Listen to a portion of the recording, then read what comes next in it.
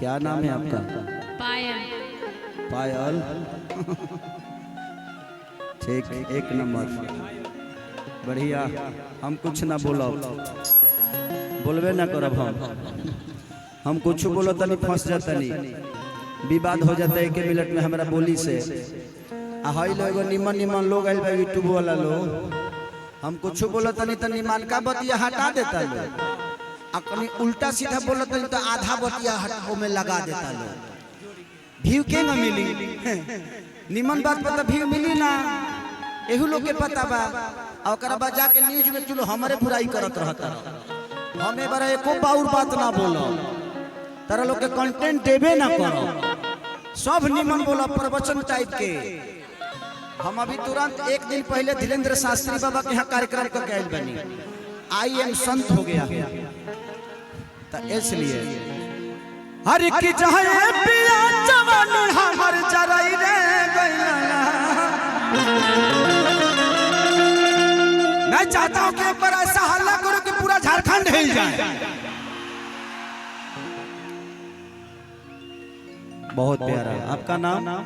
रवीना। नबीना।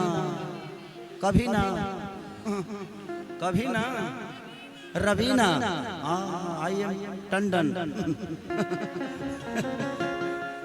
1 2 1 2 3 4।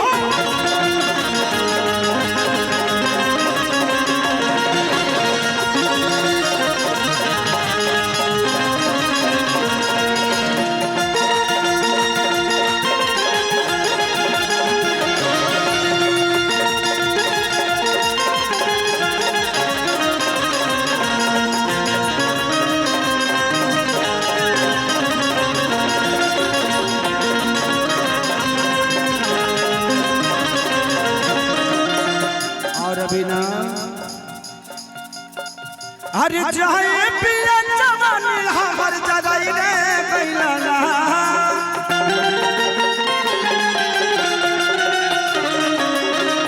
अरे जाए पिया जवानी हमर जराई रे गइला। ध्यान दो, एगो नचनिए करा। अच्छा, कनिया तू ही हो? आपन वाला के ओ माय डॉग कि एगो नचनिए कारा, एगो नचनिए कारा न कनिया के भुलाई रे गइल।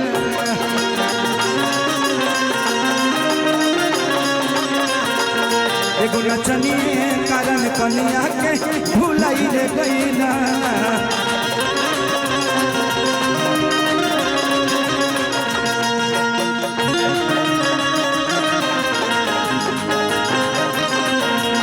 मन करे छोड़ दी होला ये साथे जाना बहुत लड़ाई।